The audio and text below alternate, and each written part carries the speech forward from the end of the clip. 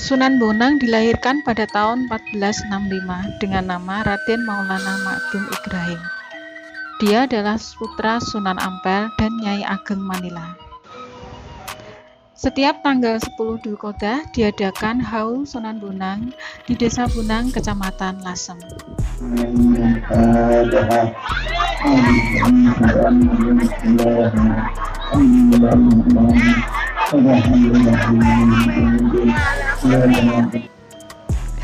Oke pemirsa, sebelum kita lanjut, jangan lupa like, subscribe, komen sebanyak-banyaknya supaya channel kita bisa kasih info lebih lanjut mengenai sejarah Lasem.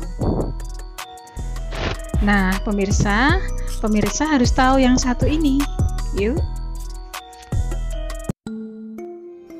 Sunan Bonang adalah salah satu dari 9 wali dalam penyebaran agama Islam di Tanah Jawa pada abad ke-14. Sunan Bonang dilahirkan pada tahun 1465 Masehi. Beliau memiliki nama kecil Raden Makdum Ibrahim. Beliau adalah putra dari Sunan Ampel dalam pernikahannya dengan Nyai Ageng Manila, putri dari Arya Teja dari Tuban. Pendidikan Sunan Bonang didapat langsung dari ayahnya yaitu Sunan Ampel di Ampel Denta. Bersama Sunan Giri, Sunan Bonang adalah murid terpandai dari murid Sunan Ampel kala itu.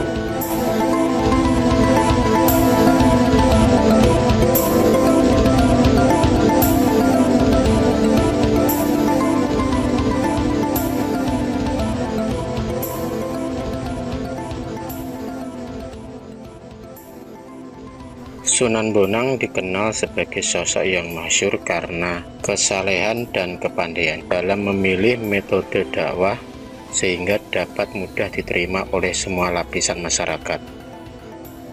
Berdasarkan naskah cerita Lasem, pada tahun 1402 Saka atau pada tahun 1480 Masehi, beliau tinggal di Lasem bersama kakak perempuannya bernama Nyai Ageng Maloka yang diperistri Adipati Lasem bernama Pangeran Wiranegara.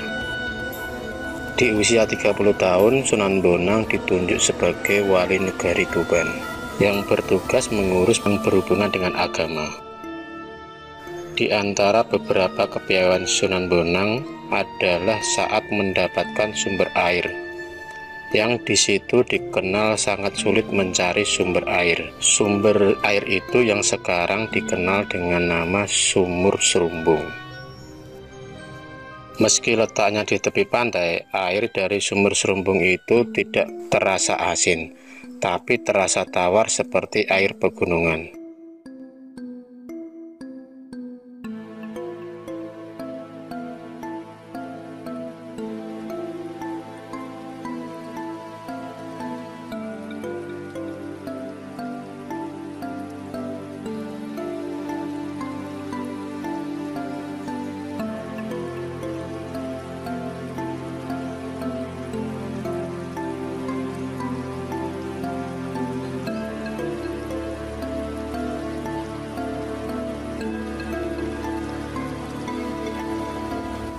Banyak cerita mengenai karomah dan kesaktian dari Sunan Bonang, yaitu salah satunya saat Sunan Bonang bertemu dengan Raden Said atau yang dikenal dengan Brandal Lokajaya, yang kemudian dikenal dengan nama Sunan Kalijaga, yang merupakan murid Sunan Bonang. Selain itu, dikisahkan Sunan Bonang tengah menaklukkan Kebondanan, seorang pemimpin perampok dan anak buahnya, hanya dengan menggunakan tembang, gending dharma, dan mojopat. Suatu ketika Sunan Bonang sedang berjalan melintasi hutan.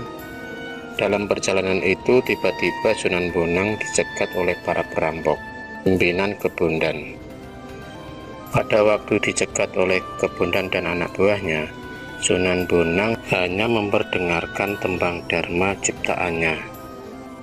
Seketika itu juga Kebondan dan para anak buahnya tidak dapat bergerak. Kaki dan seluruh tubuhnya terasa kaku dan tidak dapat berfungsi sebagaimana mestinya.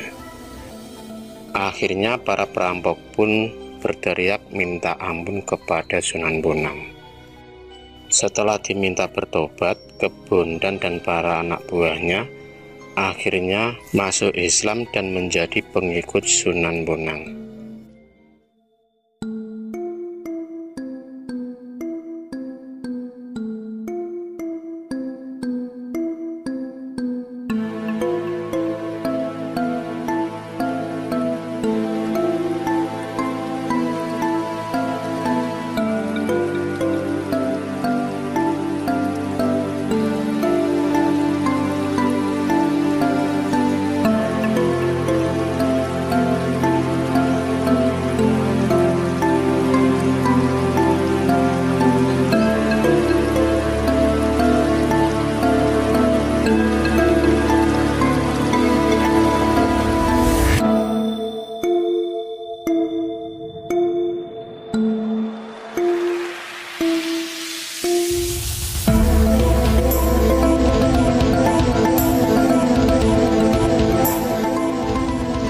Dalam berdakwah, Raden Mahdum Ibrahim atau Sunan Bonang sering menggunakan kesenian rakyat untuk menarik simpati mereka. Sunan Bonang memahami bahwa dakwah melalui kesenian adalah suatu cara yang tepat. Maka beliau menggunakan kesenian Jawa sebagai wasilah dakwahnya, antara lain melalui wayang dan gamelan.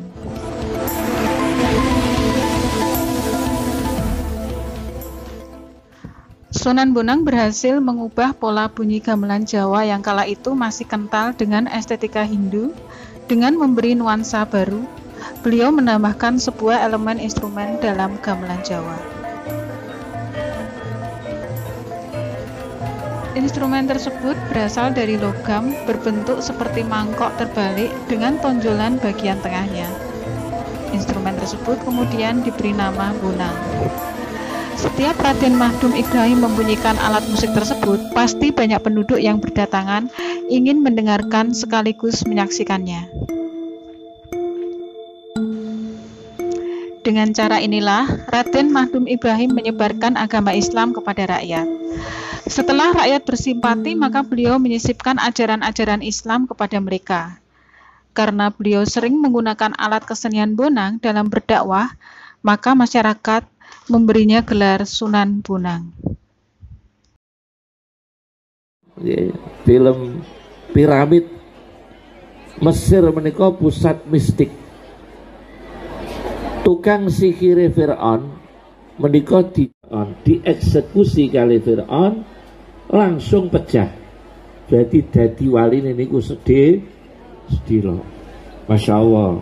Niku mula Imam Ghazali ndawuhaken ana wong proses walayah niku makan waktu panjang, kados mungkin panjenengan kula niki leren tirakat, leren poso, leren nopo tirakat tengah wengi maca Quran sekian hataman niku proses dadi wali. Tapi sing nyepetno dadi wali wau resiko besar, dihukum mati dadi wali. Mati wali. Haul ini merupakan tradisi tahunan yang dilakukan oleh masyarakat Desa Bonang pada khususnya dan masyarakat Rembang serta luar kota. Ada beberapa titik lokasi yang dianggap bersejarah di Desa Bonang ini, yaitu makam Sunan Bonang itu sendiri, makam Putri Cempo, dan makam Raden Abdul Rahmat atau Sultan Mahmud.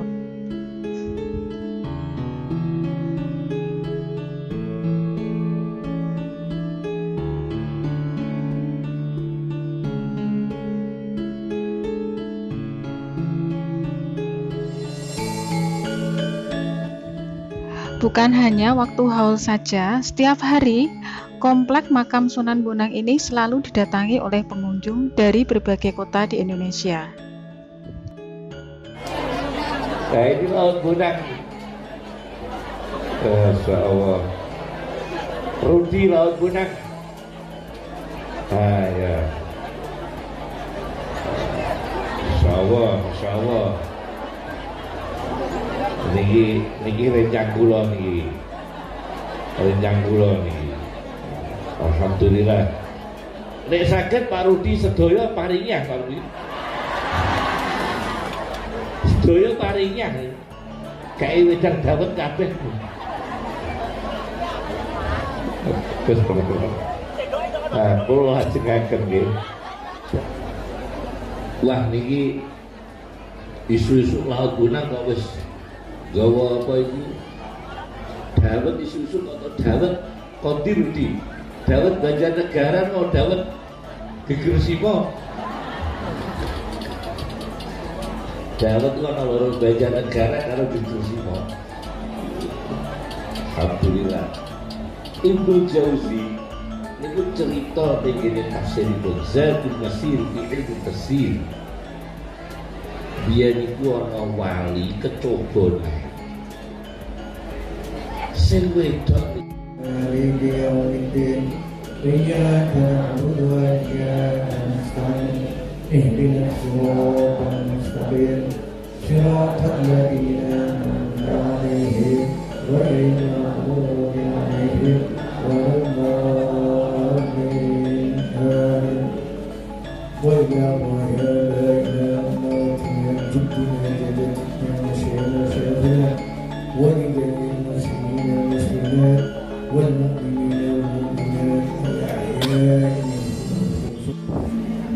Nah, tiba waktunya bersiap-siap untuk memperebutkan makanan.